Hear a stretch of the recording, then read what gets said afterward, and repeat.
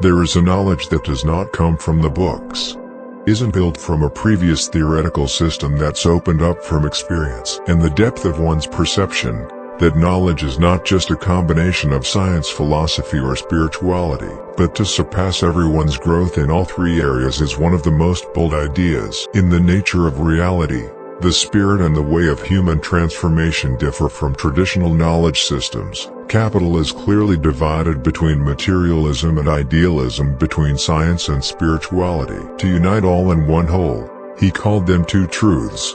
One is the truth about the universe. Two is the truth of enlightenment. The truth about the universe isn't just a physical description, which includes the nature of the material information, energy, and its movement. Whereas the truth of enlightenment, not only spiritual enlightenment but also a process man recognizes his true nature and cognitive reorganization, and cross the boundaries of the mind, is his approach to Nalas Nalanda mind knowledge as a process of movement, non-fixed system. He doesn't claim what I say is an unchanging truth, but he always emphasizes it. Knowledge should be experienced and proven to be why people approach his ideas. Has not asked for blind trust, but you have to check it out for yourself through practice. Why? This knowledge system. Can it change a person's perception? Because it not only helps us understand the outside world, but it also helps us see ourselves. Humans aren't just biologically programmed to act on biochemical reflexes in the brain. People have a form of information that has been conscious of principles outside the grasp of modern science. And if we understand this nature correctly, people can re-energize their consciousness, get rid of the limitations of old thinking, and to feel the world in a completely new way is a key point in Nalas Nalanda's mind. He did not believe that enlightenment was a mystical state, only for the saints or for those who have spent their entire life in cultivation. Enlightenment can be done in real life by changing perception and reinstating your own thoughts. In this way, enlightenment is no longer a distant dream, but to become a practical roadmap, something everyone can achieve if you understand how it works. So if a person is just a collection of material molecules, if it's just a result of bioelectric reactions in the brain, so why there are times when we feel to be connected to something outside the framework of the body? Why? There are unexplained experiences. Pure science? And if a person is just a biological body, in Nalas Nalanda's knowledge system, it's not all that stands out. Touch or measure reality with physical tools is not enshrined in a non-material world according to inevitable laws, but the flow of information that can change everything is not as a static mass of material that are delicate units of information. A constantly hesitant network, he said, is not just a physical nature, but also a cognitive system, where consciousness is not the result of the brain, but a larger information field, to interact with reality in ways that people still don't fully understand. So what determines an individual's perception? What to give people the way to feel the world is how the brain deciphers reality. According to Nalas Nalanda, human consciousness is not fixed subject, but it's a continuous process, based on reception, to process and interpret information from the world around them. When people look at an object, they don't really see an object, but just see a version of it developed by the brain.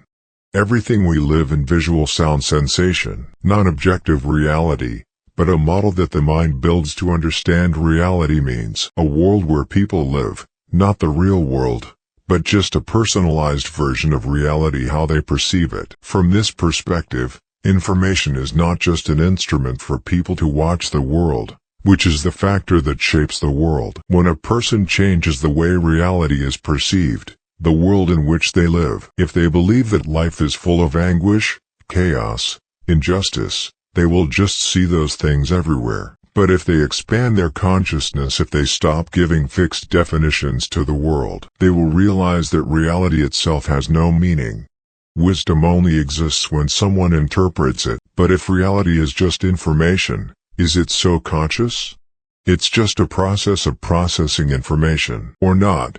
Consciousness is not a side effect of the brain, but independent subjects exist outside the physical structure of the human body. The brain does not create consciousness. It's just an information tool to interact with the physical world. This is like not making radio music, but it's just a way to hunt waves and make a sound. If the brain is damaged, the ability to process human information can affect, but consciousness itself exists independently of the brain, and that's where the concept of the soul emerges. Nalanda's failure to see the soul as an unchanging nature in many eternal lifespans, as many traditional religions describe, he believes that the soul is an information structure, is subject to change, can be expanded or reduced depending on how people use their consciousness. When a person lives in a state of ignorance controlled by emotions and unconscious thoughts, they're not really actively operate your consciousness, but they just respond to old programs or programmed into subconsciousness. This interferes with the development of their souls. For higher awareness of the scale, on the contrary, when one begins to understand how perception works when they look at the world without distorting their minds, when they stop sticking to old definitions, they began to expand their consciousness. But what happens when a person can expand his consciousness? They began to realize that they weren't transitional emotions, not the identity that society imposes on them. They're starting to see what they once believed about me, about the world in real life, just stories they've accepted as real, and when they see those layers of illusion, a new state of consciousness, they're no longer connected to any belief. It's no longer controlled by the past to worry about the future, but simply a clean consciousness, simple, unclean. So what does this mean to people? That means reality isn't a fixed thing that people have to accept, means that the world is not an unchanged place by unchanging rules. It means people can change the way they perceive the world by changing your own perception, but this does not mean that people should believe what it says.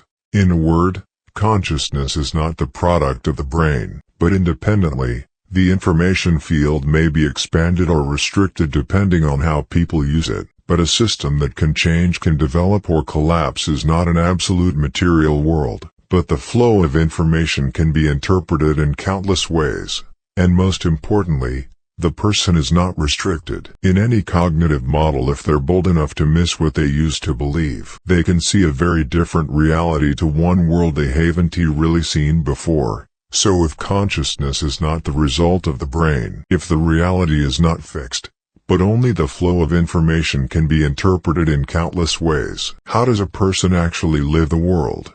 Isn't the difference in reality, but how people perceive it? And if the mind can create a model of the world, there's a state of consciousness outside the patterns of thought, where people can see everything true to their nature without distorting prejudice and emotions. This is the nature of enlightenment.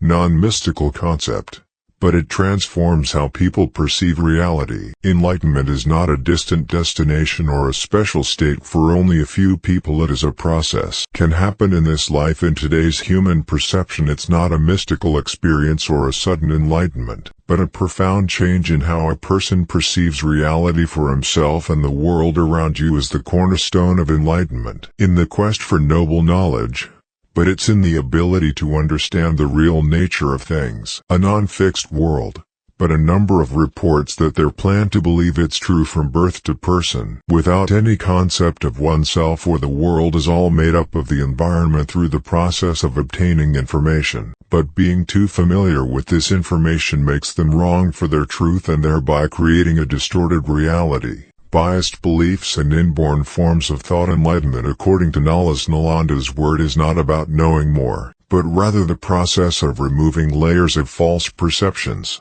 It's not a miraculous state accumulated over time or accomplishment, but miss the illusions from which people have clung to. When you can see the world for so long without pre-existing concepts, they enter a state called by Nalas Nalanda. Pure consciousness is not a new way of knowing but liberates the limitations of the mind. An unenlightened person, when you see what happens immediately based on the existing experience and perspective, if they fail, they may think it is a sign of inadequacy.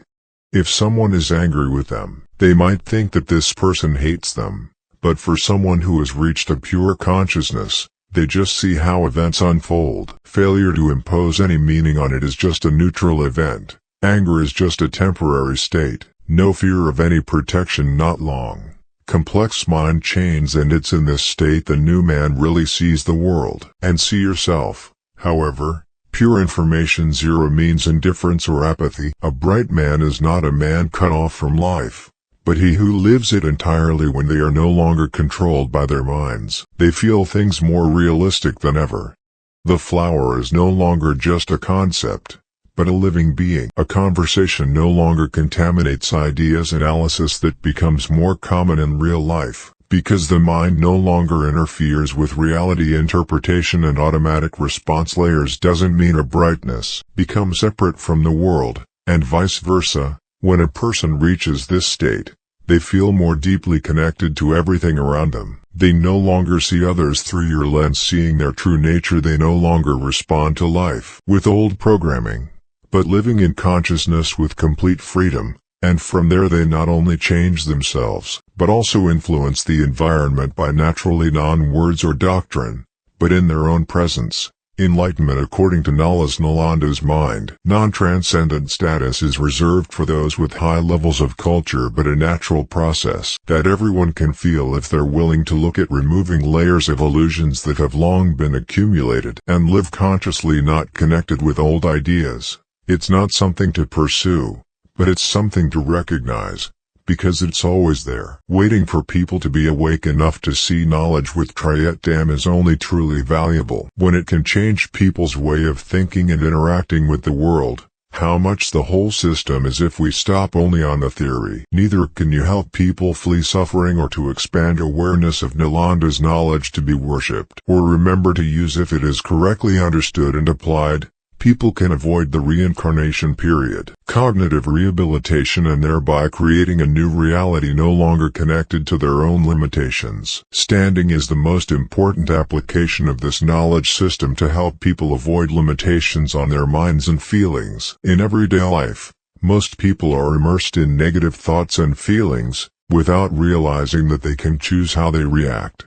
Invisible fears of social pressure, personal expectations of all of this, forcing people to appear in a cycle of reactions. They respond to habits. They run after temporary emotions without actually controlling yourself. But when you realize it, thoughts and feelings not my real nature, when you know how to watch them instead of letting them control you, people can be separated from cycles. When a person is no longer controlled by thoughts and feelings, they no longer motivate anger. Stop letting anxiety be controlled, no longer pursued things they can't control, instead can see everything simple and calm, and when they get to this state, their lives changed unexpectedly. But getting rid of mind control is only part of the story. One of the most powerful applications of this knowledge is helping people rebuild their thinking to make better decisions. In today's society, people make decisions based on many factors, is not really their own. They are influenced by family expectations of cultural stereotypes. They do what everyone else thinks is right without really thinking about anything really runs them. When things can be seen without external factors, they can make decisions based on insight. And instead of relying on internal interaction or pressure, they no longer do what they should do, but do what has really brought value and meaning. And when they do it, their lives are no longer dictated by factors outside control, but becoming an active process they can really build their own way. The next application is in people's relationships. Most of the clashes in life are misunderstood, unconscious reactions when a person is controlled by an ego.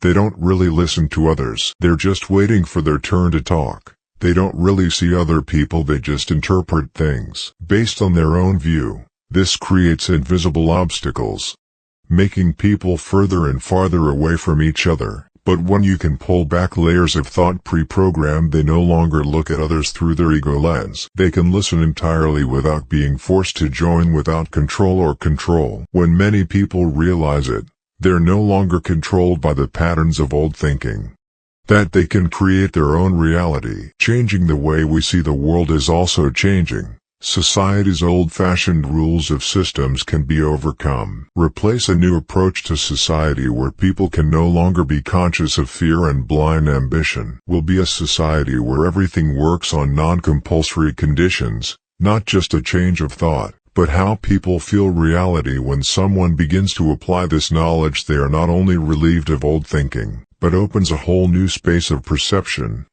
But to make a real difference, understanding is not enough. It needs practice and is tested in everyday life. So how to really live and use pure cognitive applications. How to convey at any moment from a man who knows only this knowledge to become a man who fully lives on it. Apply pure awareness to unnecessary people to be separated from present life or enter deep meditation. This does not require a dynamic lifestyle or abstain from regular activity. On the contrary, this practice happens in the most common times in the middle of your life. It doesn't matter what you do, but how you perceive what's going on. The first step in this practice learns to watch without responding. People have habits to respond immediately to what's going on around. When someone says something that hurts them, they react with outrage. When they fail, they're immediately disappointed and desperate. When faced with an unexpected, they immediately strive to withstand or avoid it.